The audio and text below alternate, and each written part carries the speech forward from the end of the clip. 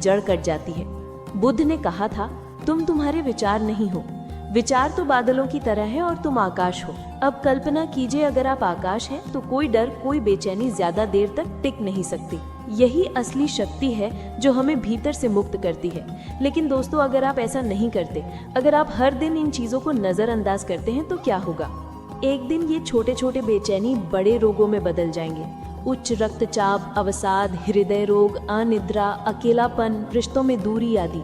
और इसके बाद हम सोचेंगे कि हमने कहाँ गलती की। समस्या तभी होती है जब हम अपने भीतर के हालचाल को समय रहते समझ नहीं पाते। अब बुद्ध की एक और अद्भुत उक्ति से इसे समझे। वो ये है कि तुम अपने मन को अच्छी तरह जानते हो, क्योंकि यह मन ही तुम्हारा सबसे बड़ा दुश्मन है और यही मन तुम्हारा सबसे बड़ा दोस्त है। पहला डर है अस्वीकृति का डर। बचपन से ही हमें सिखाया जाता है कि लोग कैसे सबसे महत्वपूर्ण हैं। इसलिए हम वो सारे कपड़े पहनते हैं जो दूसरों को पसंद आते हैं, और हम वो सारी बातें करते हैं जो दूसरों को ठीक लगती हैं। हम खुद को दूसरों की अपेक्षाओं के अनुसार ढालते हैं, और इस प्रयास में हम धीरे धीरे अपनी असली पहचान खो देते हैं। बुद्ध ने कहा था कि दूसरों की स्वीकृति की आकांक्षा मन को दास बना देती है। जो अपनी सच्चाई जानते हैं वही सच्चे अर्थों में स्वतंत्र है। इस डर से उबरने का तरीका है खुद को बिना शर्त स्वीकार करना। जब आप खुद को पूरी तरह से स्वीकार करेंगे तो आपको किसी और की हाँ या ना की जरूरत नहीं होगी, और तभी आप शांति से जीना शुरू करेंगे। दूसरा डर है भविष्य की चिंता। हर इंसान को ये डर होता है कि कल क्या होगा, अगर अपना काम खो जाए, अगर सारा पैसा खत्म हो जाए, तब परिवार का क्या होगा।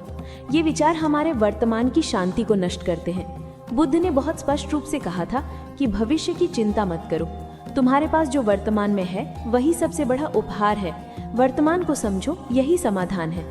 अगर हम केवल वर्तमान क्षण पर, केवल एक सांस पर ध्यान केंद्रित करें तो हम देखेंगे कि डर का कोई ठोस आधार नहीं है। डर केवल कल्पना में रहता है, और अगर आप कल्पना को दूर करना चाहते हैं तो ध्यान को अपने जीवन का हिस्सा बनाना होगा। बुद्ध ध्यान को मन का स्नान कहते थे।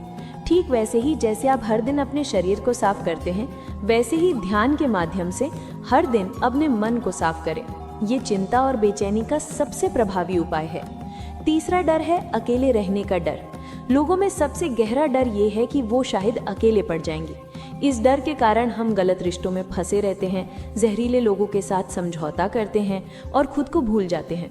बुद्ध ने कहा था कि अगर तुम अकेले रहना नहीं सीखते तो तुम कभी खुद को जान नहीं पाओगे। जिन्होंने अकेले रहने की कला में महारत हासिल की है, उन्होंने जीवन की गहराई को छुआ है। अकेलापन कोई अभिशाप नहीं है, ये ज्ञान प्राप्त करने का पहला दरवाजा है। जब आप अपने भीतर गहराई से डूबते हैं तो आपको एक गहरी चुप्पी मिलती है, लेकिन उस चुप्पी में आप अपने असली स्वरूप को खोजते हैं। चौथा डर है मृत्यु का डर। ये डर हर इंसान में चुपचाप बैठा रहता है। हम स्वीकार करें या ना करें, मृत्यु का डर हमारे सभी निर्णयों को प्रभावित करता है। हम इससे डरते हैं क्योंकि हम जानते हैं कि हम जीवित नहीं रह पाएंगे। बुद्ध ने इस बारे में एक बात बहुत सुंदर कही है कि मृत्यु का डर वे महसूस करते हैं जिन्होंने जीवन का कभी आनंद नहीं लिया। जो हर पल कॉन्शियस रूप से जी रहे हैं, उनके लिए मृत्यु अगला कदम है और इसका कोई अंत नहीं है। डर का इलाज है जीना, पूरी जागरूकता, पूरे प्यार, पूरे जुड़ाव के साथ जीवन जीना। हर दिन कुछ ऐसा करना जो अपनी आत्मा को हंसाए, तभी मृत्यु का डर गायब हो जाता है, क्योंकि तब जीवन अधूरा नहीं रहता। अब क्योंकि हम इन 4 डरों को पहचान चुके हैं, अस्वीकृति का डर, भविष्य के लिए बेचैनी,